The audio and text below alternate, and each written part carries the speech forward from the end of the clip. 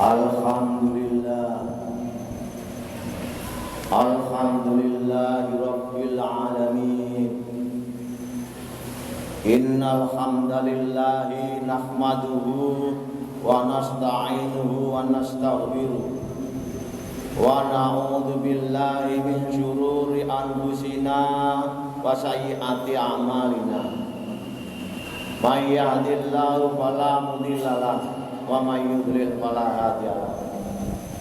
Asyhadu an la ilaha illallah wahdahu la syarika lahu wa asyhadu anna Muhammadan abduhu wa rasuluh.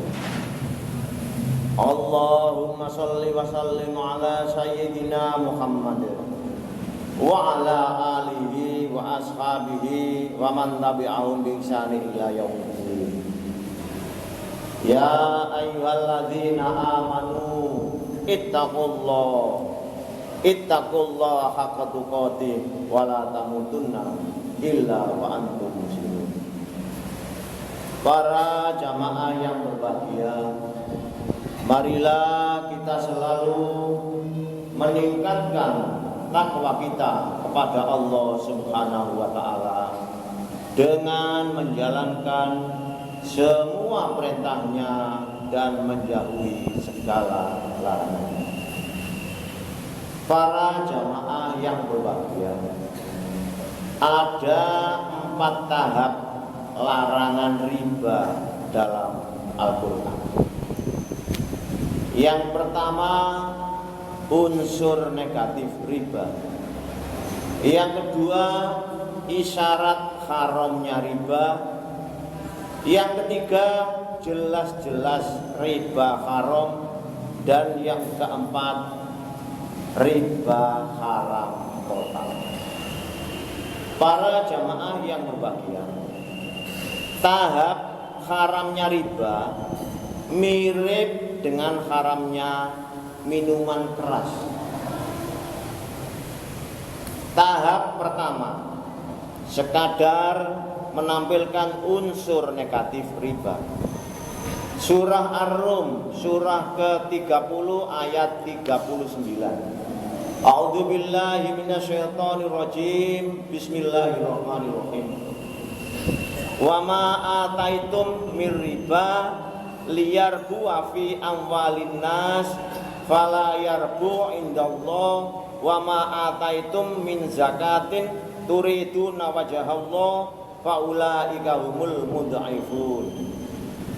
Dan suatu riba tambahan yang kamu berikan agar dia bertambah pada harta manusia, maka riba itu tidak menambah pada sisi Allah. Dan apa yang kamu berikan berupa zakat yang kamu maksudkan untuk mencapai ridha Allah, maka yang berbuat demikian orang melipat gandakan pahalanya. Para jamaah yang berbahagia, tahap yang kedua, isyarat haramnya riba. Surah An-Nisa, surat keempat ayat 161. Dan sebab mereka makan riba, padahal sesungguhnya mereka telah dilarang darinya, dan karena mereka makan harta benda orang dengan jalan batil, kami menyediakan untuk orang kafir di antara mereka siksaan yang pedih.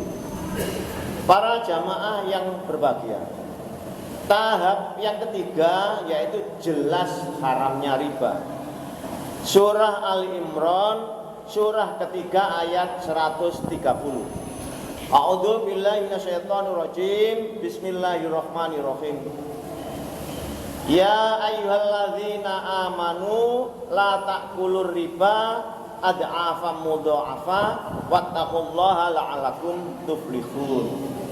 Hai orang-orang beriman, janganlah kamu makan riba berlipat ganda, dan bertakwalah kepada Allah agar kamu mendapat keberuntungan. Para jamaah yang berbahagia, tahap yang keempat adalah haramnya riba secara total. Surah Al-Baqarah surah kedua ayat 278.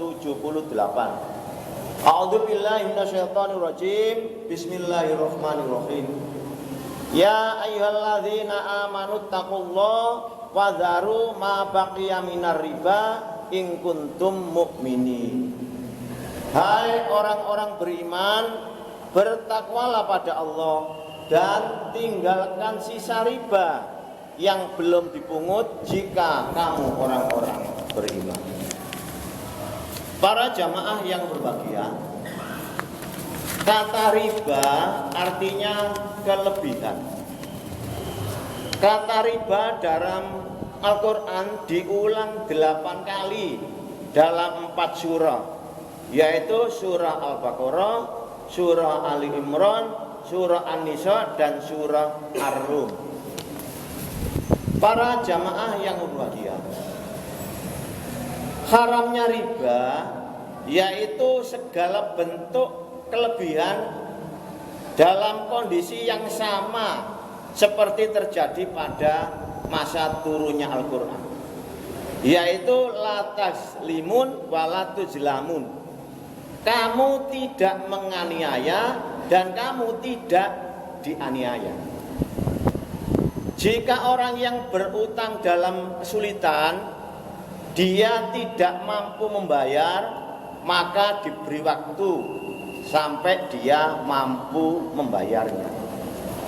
Dan menyedekahkan sebagian utang atau semua utang dianggap lunas, maka itu lebih baik bagimu. Para jamaah yang berbahagia, ayat di atas memperkuat kesimpulan bahwa kelebihan yang dipungut apalagi berlipat ganda, maka itu adalah penganiayaan bagi si peminjam. Para jamaah yang berbahagia, kesimpulannya, semua ulama sepakat riba hukumnya haram. Saya ulangi, semua ulama sepakat riba hukumnya haram. Tapi berbeda pendapat arti riba pada zaman Nabi. Apa arti riba pada zaman Nabi itu? Pendapat yang pertama, semua bentuk tambahan, semua bentuk kelebihan termasuk riba, maka hukumnya haram. Jadi pendapat yang pertama, semua bentuk tambahan, semua bentuk kelebihan itu termasuk riba, maka hukumnya haram. Pendapat yang kedua, tidak semua kelebihan disebut riba, tidak semua tambahan disebut riba. Riba yaitu kelebihan dari jumlah utang, ada unsur menganiaya dan menindas. Jika sama-sama untung maka bukan riba. Jadi pendapat yang pertama, semua tambahan termasuk riba, hukumnya haram. Tapi pendapat yang kedua, tidak semua riba, kelebihan itu disebut riba. Riba itu kelebihan ada unsur menganiaya dan menindas. Kalau tidak ada unsur menganiaya dan menindas, maka bukan riba. Para jamaah yang berbahagia, pengertian riba pada masa turunnya Al-Quran, yaitu kelebihan yang dipungut bersama jumlah utang mengandung unsur menganiaya dan menindas. Bukan hanya sekadar kelebihan, bukan hanya penambahan jumlah utang. Para jamaah yang berbahagia, diperkuat praktek Nabi Muhammad. Rasulullah membayar utangnya dengan memberi penambahan. Rasulullah membayar utangnya dengan memberi nilai lebih. Sahabat Nabi Abu Hurairah bercerita, Rasulullah pernah pinjam 1 ekor unta dengan usia tertentu pada seseorang. Pada suatu hari, orang itu datang pada Nabi untuk menagihnya. Nabi mencari unta yang sesuai dengan umurnya pada waktu meminjam. Tetapi Nabi tidak menemukan unta yang umurnya sama. Kemudian Nabi memerintahkan memberi unta yang lebih tua pada orang yang meminjam. Para jamaah yang berbahagia, Nabi memberi unta lebih tua untuk membayar utangnya.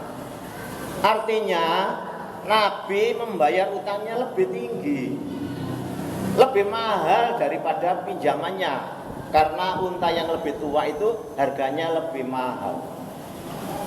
Nabi mengembalikan utangnya dengan memberi unta yang lebih mahal dibanding utangnya. Jadi Nabi mengembalikan utangnya dengan memberi unta lebih bagus. Sambil Nabi bersabda, sebaik-baik kalian adalah orang yang sebaik-baiknya membayar utang. Sebaik-baik kalian adalah orang yang sebaik-baiknya membayar utang. Para jamaah yang berbahagia, ada contoh lagi, Jabir, sahabat Nabi. Juga ada hadis Bukhari Muslim meriwayatkan, Jabir pernah memberi utang pada Nabi. Pada suatu saat Jabir mendatangi Nabi, maka utang Jabir dikembalikan, dan Nabi mengembalikan utangnya dengan memberi kelebihan. Para jamaah yang berbahagia, kita semua menjalankan semua perintah Allah dan meninggalkan semua larangan Allah itu dengan niat untuk mendapat ridho dan ampunan dari Allah Subhanahu wa taala, agar hidup kita ini nanti hidup bisa bahagia, hidup di dunia dan akhirat. Amin ya rabbal alamin. Barakallahu li wa lakum fil Qur'anil Karim wa nafa'ani wa iyyakum bima fihi minal ayati wa dzikril hakim wa taqabbal minni wa minkum tilawatahu innahu wasami'un